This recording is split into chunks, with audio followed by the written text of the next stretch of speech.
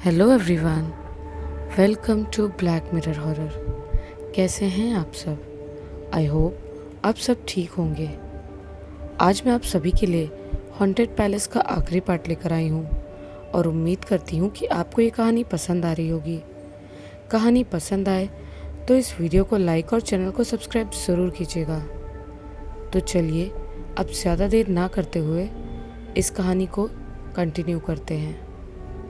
आपने सुना कैसे विजय की आंखों के सामने उस लाल शैतान ने अंकल टॉम को मौत के घाट उतार दिया।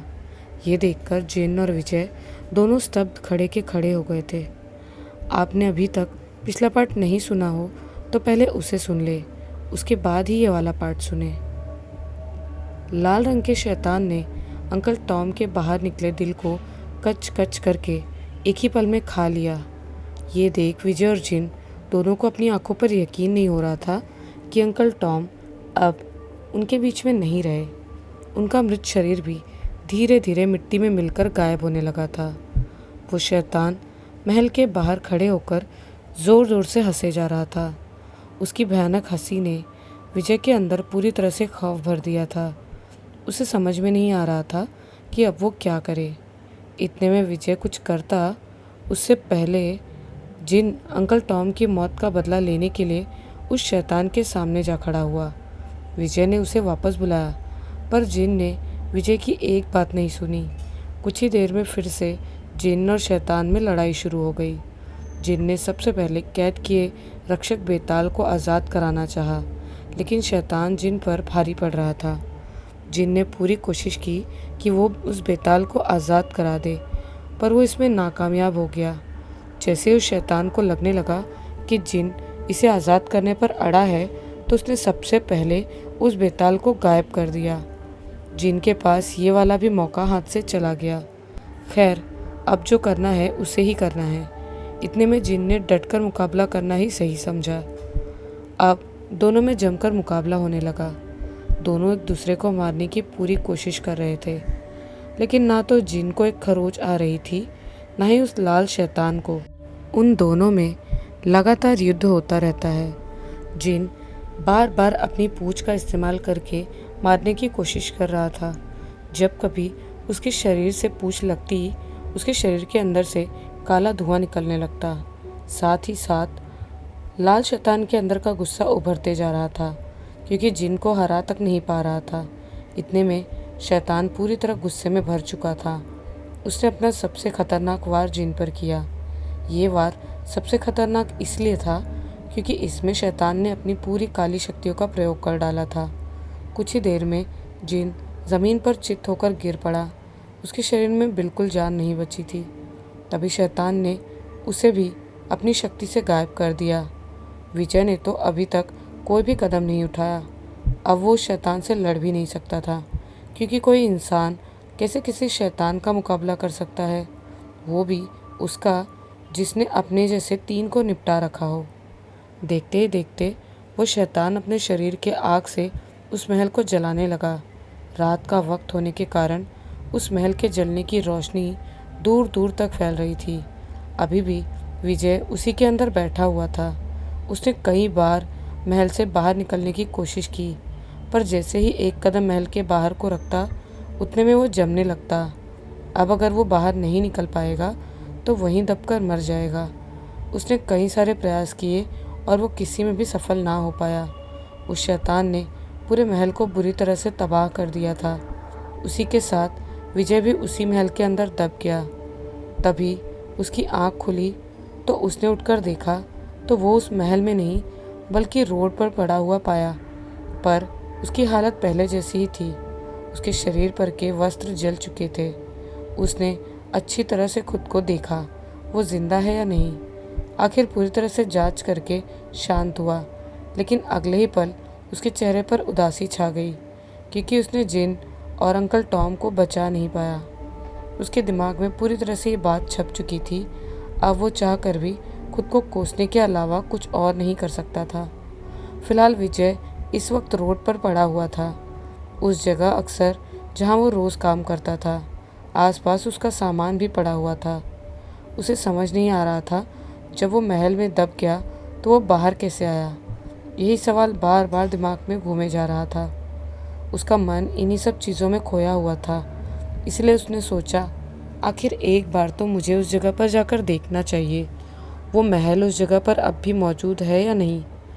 ये सोचकर शाम होने का इंतज़ार करने लगा ताकि उस जगह पर एक बार जाकर देख सके कि महल वहाँ मौजूद है या नहीं। तब तक के लिए वो अपने काम में लग जाता है। जब रात हुई तो विजय उन्हीं रास्तों की तरफ निकल पड़ा।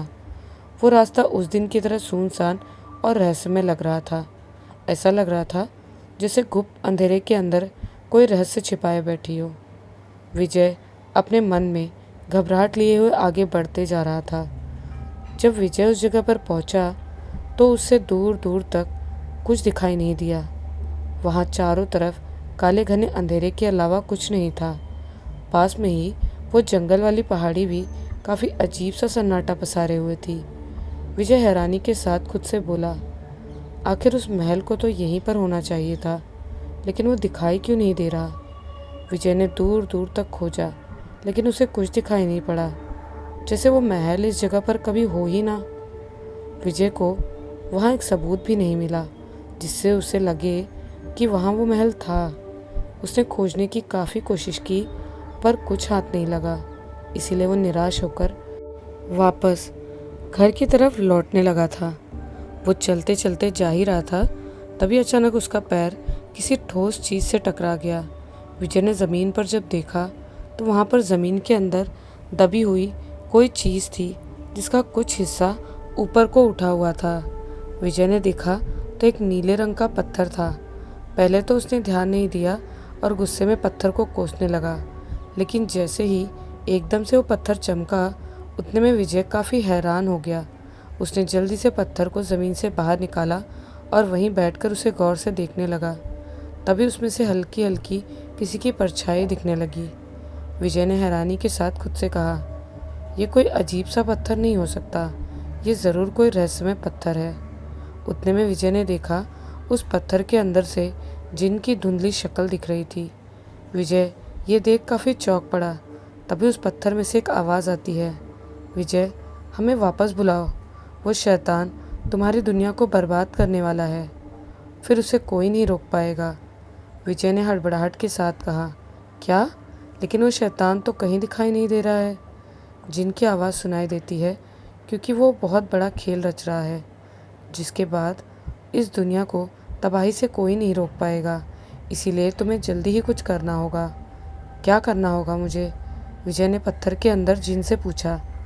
जिन बोला, तुम्हें मुझे और अंकल टॉम को इस दुनिया में बुलाना होगा, क्योंकि जिन और पिशाच ही रोक सकते हैं उसे।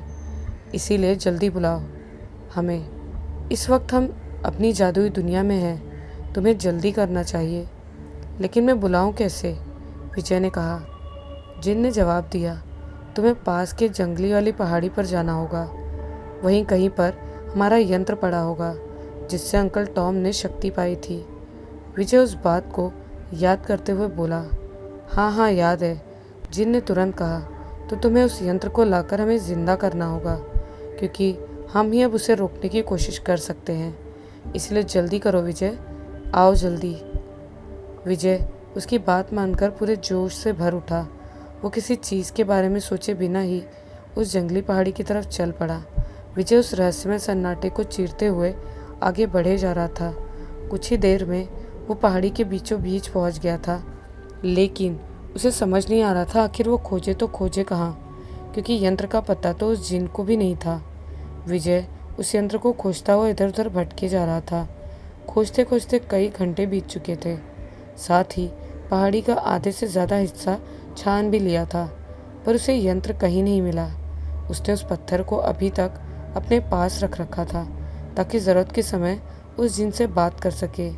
इसलिए उसने तुरंत पत्थर के अंदर से जिन से पूछना सही समझा। विजय बोला, मुझे अभी तक वो यंत्र नहीं मिला, आखिर कहाँ पर छुपा रखा होगा उसे? कहीं वो भी गायब तो नहीं हो गया ना उस महल के साथ साथ? जिन ने कहा, नहीं नहीं, तुम्हें उस जगह पर खोजना चाहिए जहाँ तुमने आज से पहले कुछ अजीब देखा हो। इतने में विजय के दिमाग में यही बात घूमने लगी। उसने दिमाग का पूरा इस्तेमाल कर दिया था, लेकिन उसे कुछ नहीं समझ आ रहा था। ऐसा कुछ। फिर काफ़ी देर होने के बाद उसके दिमाग में कुछ आया और एक दिशा की ओर बढ़ने लगा।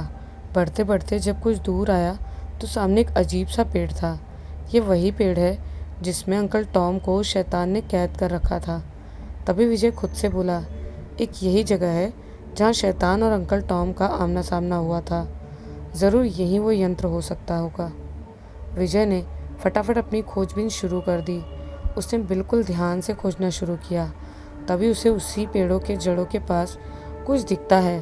जब विजय ने करीब से जाके देखा तो ये वही यंत्र था जो अंकल टॉम ने इस्तेमाल किया था। उतने में जैसे ही उसने यंत्र को उठाया तभी एक खौफनाक आवाज़ उसके कानों में गूंज पड़ी, यंत्र खोजकर बहुत बड़ी गलती की है तूने। विजय इधर उधर देखने लगा कि यह आवाज़ आ कहाँ से रही थी, लेकिन केवल बस आवाज़ ही सुनाई दे रही थी। तभी एक बार और आवाज़ सुनाई पड़ती है, यंत्र ले जाने की गलती मत कर, वरना इसकी सज़ा केवल और केवल मौत है। अभी भी कह रहा हूँ, यंत्र छोड़कर भाग जा। पिछले बार की तरह इस बार भी छोड़ दूंगा। विजय कुछ बोल पाता या कर पाता इससे पहले वहाँ पर एक अजीब सी आकृति उभरने लगती है। विजय ने देखा वो आकृति धीरे धीरे शैतान का आकार ले रही थी। विजय ने कांपते हुए स्वर में कहा, लाल रंग वाला शैतान। उस शैतान के साथ साथ 3 और भी शैतान थे, लेकिन वो अभी धुंधले से दिख रहे थे, जैसे वो पूरी तरह से शैतान ना बने हों। तभी उस लाल रंग वाले शैतान ने विजय से कहा, यंत्र से तू कुछ नहीं कर पाएगा, क्योंकि अब वक्त खत्म हो चुका है। अब कुछ ही दिनों में मौत का खेल शुरू हो जाएगा। इतना कहकर वो शैतान ज़ोर ज़ोर से हंसने लगा था। विजय के तो पसीने छूटे जा रहे थे। वो कुछ कर तो नहीं सकता था, इसीलिए अब उसके पास केवल एक ही रास्ता बचा था कि वो सीधा यहाँ से भाग जाए। उतने में विजय ने भागना शुरू कर दिया, लेकिन शैतान के पास खड़े तीनों शैतानों ने विजय को पकड़ने के लिए उसके पीछे भागने लगे। उन सब ने विजय पर नाखूनों से हमला किया, जिससे उसकी पीठ को पूरी तरह से खरोच कर रख दिया। लेकिन विजय जंगली पहाड़ी से निकल चुका था, लेकिन वो शैतान अब हवा में लहरा लहरा कर विजय को उठाकर पटके जा रहे थे, पर विजय कुछ कर नहीं पा रहा था। उतने में उसे उस पत्थर से जिन की आवाज़ सुनाई देती है। जिन कहता है, तुम इनको मार सकते हो, बस यंत्र की शक्ति का इस्तेमाल करो इन पर। विजय ने जैसे ही हाथ में पकड़े यंत्र को तीनों शैतानों की तरफ किया, उतने में यंत्र से एक अजीब सी रोशनी निकलने लगी, जिससे सभी वहीं पर जलकर राख होने लगे। विजय देखकर काफ़ी हैरान था, क्योंकि उसे यंत्र के बारे में ज़्यादा कुछ पता नहीं था। इस वक्त उसके लिए सबसे ज़रूरी है कि वो यहाँ से किसी उचित स्थान पर जाए ताकि यंत्र को सुरक्षित कर सके। विजय सीधा भागते हुए शहर के दूसरे कोने में बने एक पुराने से बंगले पर पहुँच गया, क्योंकि इस जगह पर जल्दी कोई इंसान आता जाता नहीं था। इससे उसे कोई डिस्टर्ब करने वाला भी नहीं होगा। जब विजय यंत्र को लेकर अंदर गया तब काफ़ी गुप्त अंधेरा चारों तरफ फैला हुआ था, लेकिन धीरे धीरे यंत्र से हल्की रोशनी निकलने लगी और बंगले में भी हल्की हल्की रोशनी होने लगी। विजय ने उस यंत्र को बीच हॉल में रखकर ज़मीन पर बैठ गया। उसने यंत्र को प्रयोग करने की कोशिश की, लेकिन यंत्र में कोई हलचल नहीं हुई। कई प्रयास करने के बाद भी कुछ नहीं हुआ तो विजय ने थककर नीले रंग के पत्थर यानी जिन से बात की। विजय बोला, आखिर इस यंत्र में कोई हलचल क्यों नहीं हो रही? आखिर ये चलेगा कैसे? तभी जिन की आवाज़ सुनाई देती है, तुम्हें किसी तंत्र मंत्र साधक के पास जाना चाहिए, वही उचित मंत्र प्रयोग से इसका प्रयोग कर सकता है। विजय को अब पता चल गया था कि उसे किसकी ज़रूरत पड़ने वाली है, इसलिए वो यंत्र को उसी बंगले में छुपाकर साधक की खोज में निकल पड़ता है। उसे अगले दिन एक ऐसा तांत्रिक मिल ही गया जो उसकी मदद कर सकता था। विजय ने उस तांत्रिक को पूरी बात बताई। तांत्रिक विजय की मदद करने के लिए मान ही गया। उसके बाद दोनों सीधा बंगले की तरफ चल दिए। विजय जिस तांत्रिक को लेकर जा रहा था उसे यंत्रों का काफ़ी अच्छा ज्ञान था, क्योंकि तंत्र मंत्र के साथ साथ यंत्र का ज्ञान भी काफ़ी आवश्यक होता है। कुछ ही देर के बाद दोनों उसी बंगले के बाहर पहुँचे। जब बंगले में कदम रखा तो अंधेरा फिर से कायम था, इसीलिए विजय ने हाथों में टॉर्च पकड़ रखी थी। विजय तांत्रिक को टॉर्च के सहारे यंत्र के पास ले जा रहा था, लेकिन तभी उन दोनों को बंगलों में कुछ अजीब सा महसूस होने लगा। ऐसा लग रहा था जैसे उनके अलावा बंगले में कोई और भी मौजूद हो। पहले तो दोनों ने इसे नज़रअंदाज किया, तभी तांत्रिक को ऐसा लगा जैसे उसके कदमों का कोई पीछा कर रहा हो। ये देखने के लिए तांत्रिक जैसे ही पीछे पलटने वाला था, उतने में विजय ने उसे एक कमरे के अंदर खींच लिया, जिस कारण वो पीछे पलटकर नहीं देख पाया। तभी तांत्रिक ने देखा विजय ने अपने हाथों में यंत्र पकड़ रखा हुआ था। तांत्रिक तुरंत बोला, क्या ये वही यंत्र है? विजय ने कहा, हाँ वही यंत्र है ये, जल्दी से इसे प्रयोग करने का तरीका बताओ। तांत्रिक उस यंत्र को देखकर समझ गया था कि उसका प्रयोग कैसे करना है। उसने जल्दी से जैसे तैसे करके यंत्र से संपर्क करने का तरीका खोज ही लिया। तांत्रिक ने विजय को कुछ मंत्र जपने को कहा। विजय उस यंत्र को स्पर्श करके मंत्र जपने लगा। तभी बाहर हॉल के अंदर किसी के भारी कदमों की आवाज़ सुनाई देने लगी। विजय ने आँख खोलकर देखा तो तांत्रिक ने उसे मंत्र जप करने को कहा और तांत्रिक ये देखने कमरे से बाहर हॉल की तरफ चला गया। तभी कुछ पल के बाद तांत्रिक के जोर की चीख बंगले में गूंज उठी। विजय ये सुनकर काफ़ी हड़बड़ा गया था, पर फिर भी वो अपनी जगह से हिला नहीं। धीरे धीरे उस यंत्र की रोशनी विजय में समाते जा रही थी। कुछ ही देर में उसके कानों में किसी के कदमों की आवाज़ अपनी तरफ आते हुए सुनाई देने लगी। विजय ने जब अपनी आँख खोलकर देखा तो वहाँ पर अंधेरे में बड़े आकार का कोई जीव खड़ा था और वो कुछ चबा चबा कर खा रहा था। साथ ही उसका सर छत को छू रहा था। तभी धीरे धीरे उसमें से लाल रंग की रोशनी निकलने लगी। विजय को समझने में देर न लगी कि वो वही शैतान है जिसने सबको मारा था। उसके हाथों में उसी तांत्रिक का कटा हुआ सर था, वो उसे ही चबाया जा रहा था। अब विजय असमंजस में पड़ गया। क्या उसने सच में जिन और अंकल टॉम की जगह कहीं लाल शैतान को बुला तो नहीं दिया ना यहाँ पर? तभी सामने खड़ा लाल शैतान गुस्से से बोला, तुझे यंत्र का इस्तेमाल नहीं करना चाहिए था। इतने में शैतान ने विजय पर हमला करा ही था, तभी अचानक किसी अदृश्य शक्ति ने विजय को बचा लिया। वो ये देखकर काफ़ी हैरान था, आखिर किसने उसकी मदद की।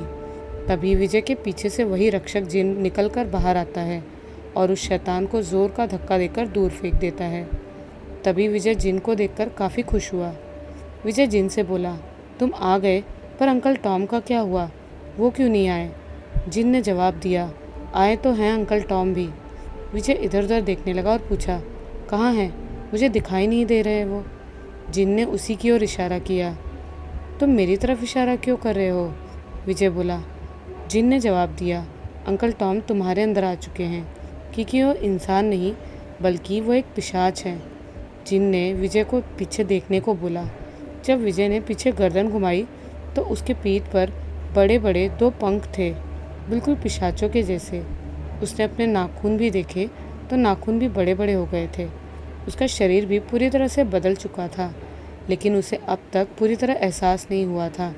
विजय ने मौका पाते हुए जिन से पूछा, मुझे एक बात समझ नहीं आई, आखिर अंकल टॉम पिशाच हैं तो उन्होंने किसका शरीर ले रखा था और उन्होंने मुझे क्यों चुना?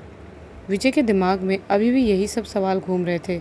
तभी जिन ने जवाब दिया, तुम्हारी तरह ही पहले एक आदमी को इस महल में लेकर आए थे, उसे भी अंकल टॉम की जगह पर रखा, क्योंकि ये इंसानी शरीर जल्दी बूढ़ा हो जाता है, इसीलिए कोई नया इंसान चाहिए होता है। इस दुनिया में इंसानी शरीर होना ज़रूरी है, इसीलिए तुम्हें भी लेकर आए, तुम भी अंकल टॉम की जगह ले सके। और कॉन्ट्रैक्ट पेपर पर इसीलिए साइन करवाया जाता है ताकि कोई अपनी मर्ज़ी से जा ना सके। तभी वहाँ देखते ही देखते तेज़ हवा चलने लगती है।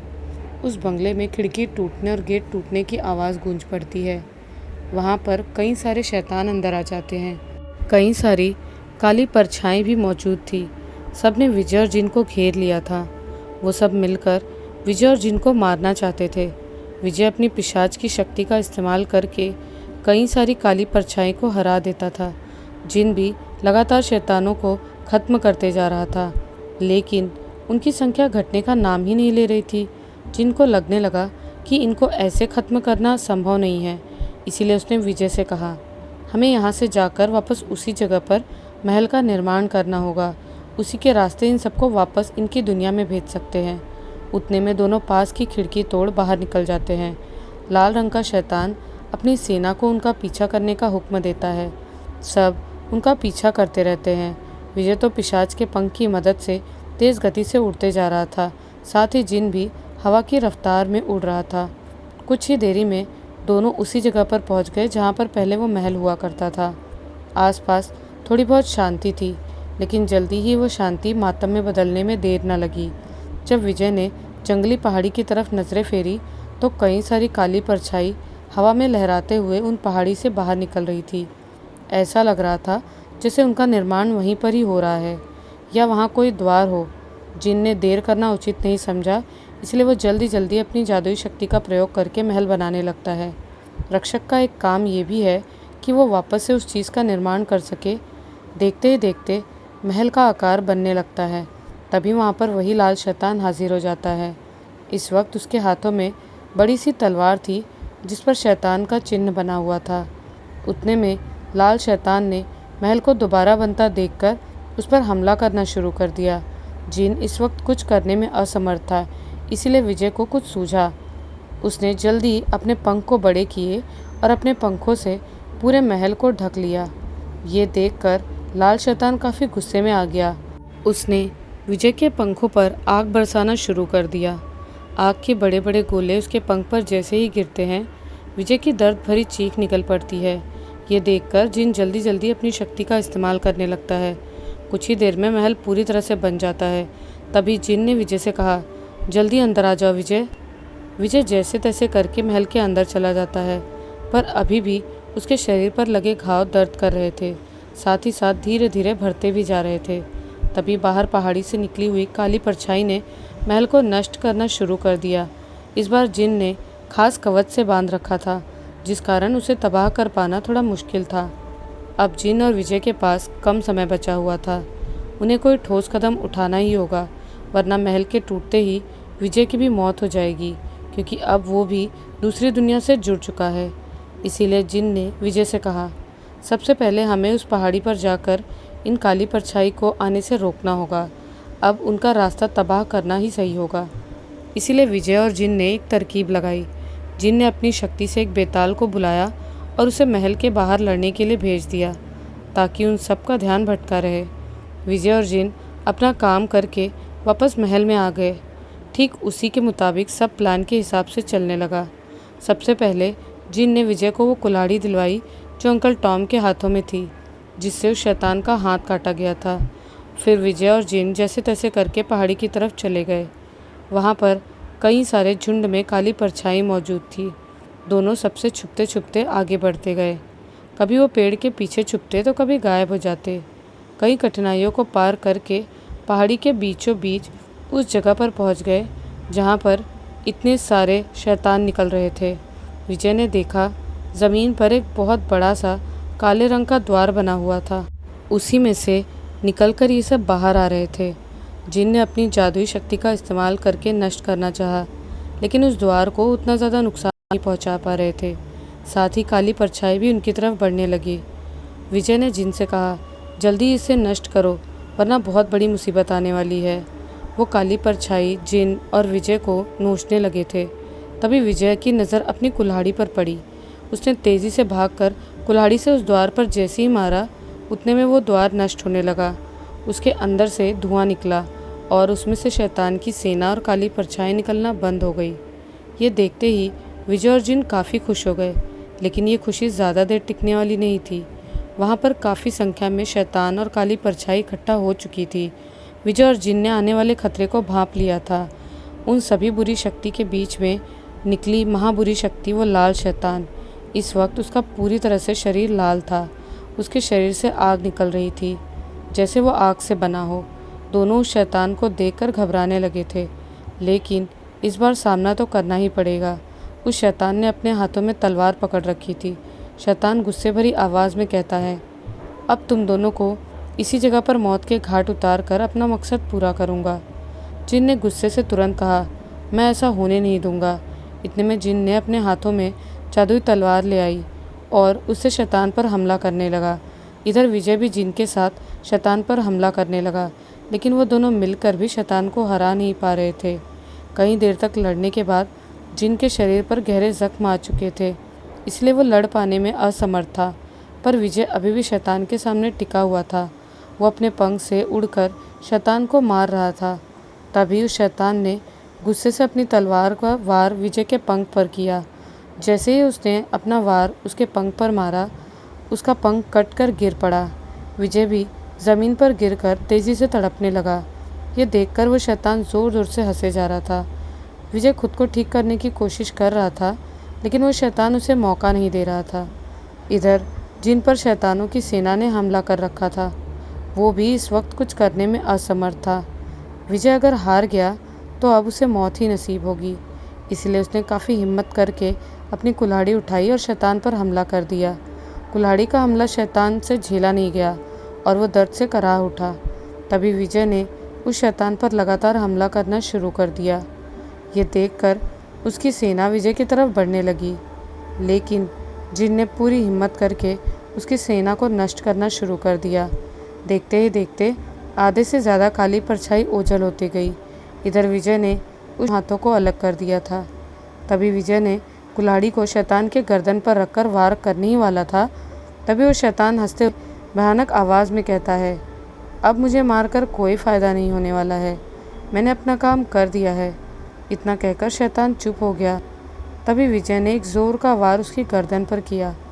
उतने में उसके शरीर से गर्दन अलग हो जाती है और उस शैतान का शरीर देखते ही देखते धुआं बनकर गायब होने लगता है। वो शैतान पूरी तरह नष्ट हो गया था। तभी पीछे से जिन की आवाज़ आती है, हमें जल्दी करना चाहिए। जब विजय ने पीछे देखा तो अभी भी कई सारे शैतानों की सेना मौजूद थी। जिन ने कहा, हमें जल्दी महल में जाकर उस गुप्त द्वार को खोलना होगा, तभी ये अपनी दुनिया में जाएंगे। अब विजय और जिन दोनों जल्दी से महल की तरफ निकल पड़े। वो सभी शैतानों की सेना उनके पीछे पीछे चल दी। महल में जाकर उन्होंने जल्दी से महल के तहखाने में एक अजीब सा दिखने वाला दरवाज़ा खोल दिया। उसमें से तेज़ रोशनी निकली और तेज़ी से सभी बुरी शक्ति को अपने अंदर खींचने लगी। देखते ही देखते सभी बुरी शक्ति उसमें समा गई और सब शांत हो गया। महल में पूरी तरह शांति पसर चुकी थी। अब विजय और जिन दोनों उस महल के अंदर रहते हैं। विजय के शरीर का सौदा उस पिशाच से हो गया था, इसीलिए वो भी इन सब से बन चुका था। जब उसका शरीर खराब होगा तब फिर से नए शरीर के लिए किसी इंसान की खोज होगी। तो आप लोग संभल कर रहना, कहीं कोई अनजान आपसे भी सौदा ना कर ले।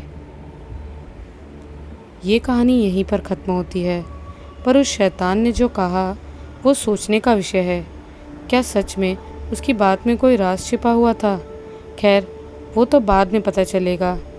ये कहानी आपको कैसी लगी हमें कमेंट्स में ज़रूर बताइएगा और आप हमारे चैनल पर बने रहें और वीडियो को सपोर्ट करें और कमेंट्स में बताएं कि आपको हमारी लाई हुई कहानियाँ कैसी लगती हैं।